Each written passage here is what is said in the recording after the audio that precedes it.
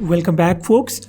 Just a quick video on the Android 11 update for the Galaxy A70 and the Galaxy A71.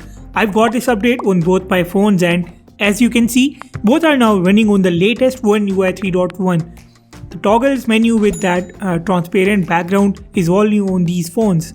The Galaxy A71 and A70 both skipped the One UI 3.0 update and these phones were updated to One UI 3.1 powered by Android 11 directly.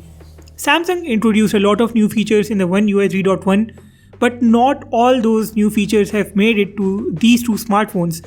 Most of the One UI 3.1 features are exclusive to the flagship devices only.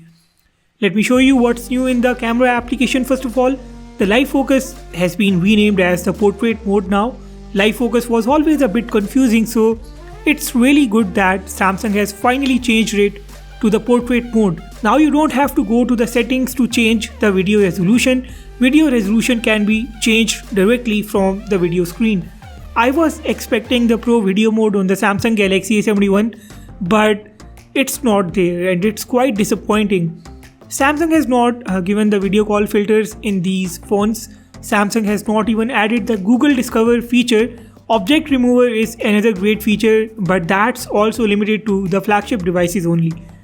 There are many cool features that these phones did not get, but anyways, another change in this new update is that you can now access the home screen settings from inside the settings app of the phone too.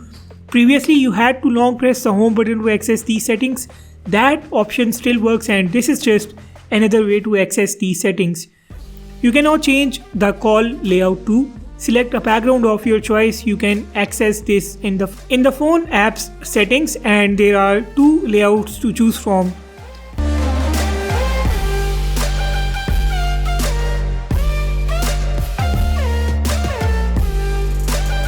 A new view mode is now available for the notifications. You can view the notifications in detail or just stick to the brief view.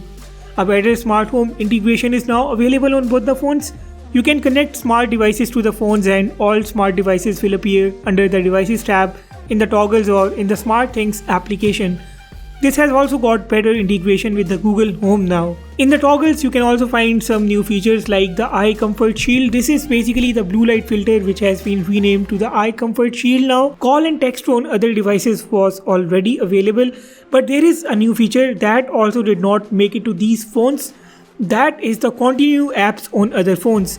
Surprisingly, that feature is available on the Samsung Galaxy A72, but it did not make its way to the Galaxy A71 or the A70 either. There are also a few new options for the always on display, including a new digital well-being widget. Samsung has not improved the camera or made any big performance changes in this update. Most of the things remain the same. The biggest highlight of this update is basically the Android 11 version only, and it's really good to see Samsung delivering software updates on time now. Especially, this is a great news for the Samsung Galaxy A70. The new Galaxy A series is definitely living up to its promise.